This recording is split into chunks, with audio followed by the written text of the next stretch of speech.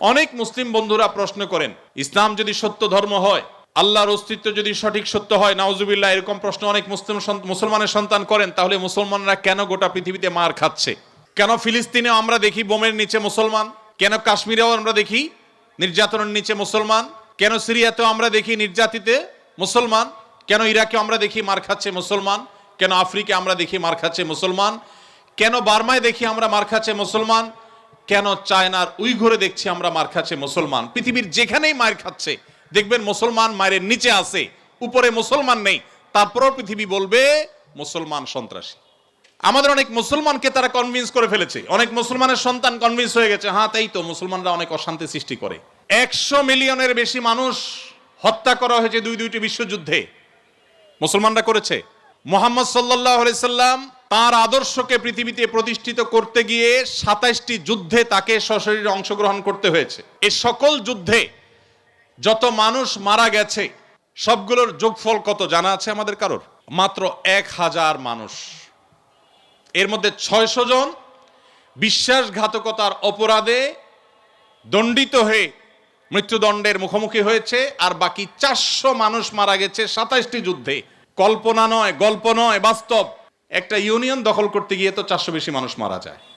আজকের পৃথিবীর মানবতার সবক দেওয়া মানুষগুলো পাখির মতো মানুষ মেরে যেখানে সমান করে ফেলছে, সেই মানুষগুলোই আবার মুসলমানদেরকে বলে যে মুসলমানরা নাকি সন্ত্রাসী, মুসলমানরা নাকি পৃথিবীতে অশান্তি সৃষ্টি করছে।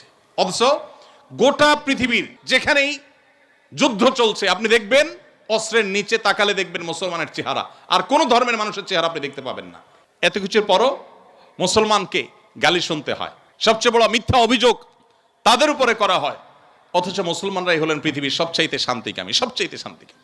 যেই কোনো বিচারে আপনি উন্মুক্ত মনে যদি বিচার করেন, আপনি দেখবেন যে পৃথিবীতে কোনো গণহত্যার সাথে পৃথিবীর ইতিহাসে মুসলমান শাসকদের বহু দোষ ছিল, বহু ত্রুটি ছিল, শতকণ্ঠে আপনি সমালোচনা করতে পারেন। আজকের বিশ্বের মোড়লরা যেভাবে গণহত্যা করছে, পাখির মতো নির্বিচারে মানুষ মারছে ফিলিস্তিনের মাটিতে, সেই মানুষগুলাই যখন কোনো ভিডিও ফুটেজে দেখেন ফেসবুকে, ইউটিউবে, তারা হেলিকপ্টার নিয়ে তাদের সেনাবাহিনী গিয়ে একটা গর্তে, কোনো একটা ড্রেনে কোনো কুকুর ছানা পড়ে গেছে, একটা বিড়ালের ছানা পড়ে গেছে, সেটা উদ্ধার করার জন্য তারা লেগে গেছে, আপনি তখন বলছেন ওয়াও কত মানবিক তারা। সেই তারা যখন কুকুরের জন্য বিশাল বড় হসপিটাল করছে, আপনি বলছেন কত মানবিক তারা। অথচ এরাই নির্বিচারে পাখির মতো মানুষ হত্যা করছে। এবং অনেক সভ্য দেশ আছে যেই দেশে শুধু ফিলিস্তিনি নির্যাতিত ফিলিস্তিনিদের পক্ষে পতাকা নিয়ে আপনি রাস্তা বের হবেন, রাষ্ট্রের আইন অনুযায়ী আপনি অপরাধী বিবেচিত হবেন। এখনো আছে, এই সভ্য পৃথিবীতে আছে।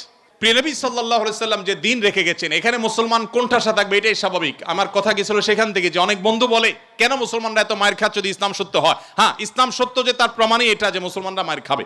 মুসলমানরা কখনো জুলুম করবে না, জুলুমের শিকার হতে পারে। মুসলমান কখনো জালিমের আসনে যাবে না। ব্যক্তিগত পর্যায়ে মুসলমান জালিম থাকতে পারে, সামষ্টিকভাবে, সামগ্রিকভাবে বিশ্ববাসীর উপরে জুলুম এটা ছড়িয়ে দিবে, জুলুমের স্টিম রোলার চালাবে মুসলমানরা সামষ্টিকভাবে, এটা কোনোদিন হয়নি, ইতিহাসে কোনোদিন হবেও না। অতএব যারা মনোবেদনা আছেন, কষ্টে আছেন, বিপদে আছেন, ভেঙে পড়েন যে এত বিপদ কেন, তারা নিজেদেরকে অনেক সময় মনে করেন যে আমি অপরাধী। না, এটা বরং সান্ত্বনার ব্যাপার। যে যত ইমানদার হবে তার জীবনে যত পরীক্ষা আসবে তার থেকে তত কষ্ট করতে হবে এবং কষ্টের মধ্য দিয়ে পার হতে হবে। ইমানদারের সাফল্য হলো যে যত কষ্টই হোক না কেন, একভাবে না একভাবে কষ্ট শেষ হবে। কোনোভাবে যদি শেষ না হয়, মৃত্যুর মাধ্যমে শেষ হবে। এরপরে যদি আল্লাহ তাআলা আমাকে জান্নাত অফার করেন যে বান্দা তুমি অনেক কষ্ট করেছো, তোমাকে আমি জান্নাত অফার করছি, তাহলে আমার সারা জীবনের কষ্টের বিনিময়ে অনন্তকালের জান্নাত পেয়ে গেলে এটা নিশ্চয়ই লাভজনক ডিল। দুঃখ বা কষ্টে যখন থাকি তখন আমরা সাধারণত এই বিষয়গুলোকে এভাবে অনুভব করতে পারি না, একটু কষ্ট হয়।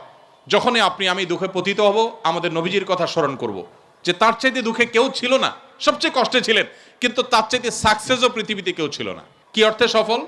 ওই যে তার মিশনকে তিনি সবচেয়ে ভালোভাবে বাস্তবায়ন করেছেন। প্রথম এবং দ্বিতীয় বিশ্বযুদ্ধের মধ্যে 100 মিলিয়ন মানুষ হত্যা করতে হয়নি। তার আদর্শকে তিনি পৃথিবীতে অত্যন্ত চমৎকারভাবে প্রতিষ্ঠা করে গেছেন, সবচেয়ে শান্তিপূর্ণভাবে, সবচেয়ে কম মানুষের জীবনের মূল্যের বিনিময়ে। তো অতএব কষ্ট যখন হবে আমাদের সবর করতে হবে ওই কথা চিন্তা করে। আমাদের সমাজে একটা কুসংস্কারাচ্ছন্ন বিশ্বাস আছে, এখনো গ্রামে গঞ্জে এমনকি শহরে অনেক মানুষ আছে কারোর যদি বিপদ আপদ পিছ না ছাড়ে, একের পর এক বিপদ লেগেই আছে। দেখবেন অনেকে কমেন্ট করে, লোকটা কত বড় অপরাধী হলে একটার পর একটা বিপদ লেগে আছে, কত খারাপ মানুষ। অথচ একটার পর একটা বিপদ লেগে থাকা এটা মানুষের খারাপ হওয়ার কোনো প্রমাণ নয়।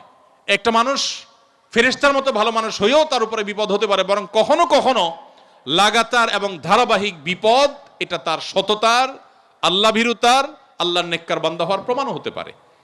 তো এই জন্য আমরা যারা বিপদগ্রস্ত আছি তাদের জন্য সান্ত্বনা হলেন নবী করিম সাল্লাল্লাহু আলাইহি সাল্লাম। আল্লাহ আমাদেরকে ধৈর্য ধারণ করার তৌফিক দান করুন। আস-সুন্নাহ ফাউন্ডেশন, উম্মার স্বার্থে সুন্নাহর সাথে।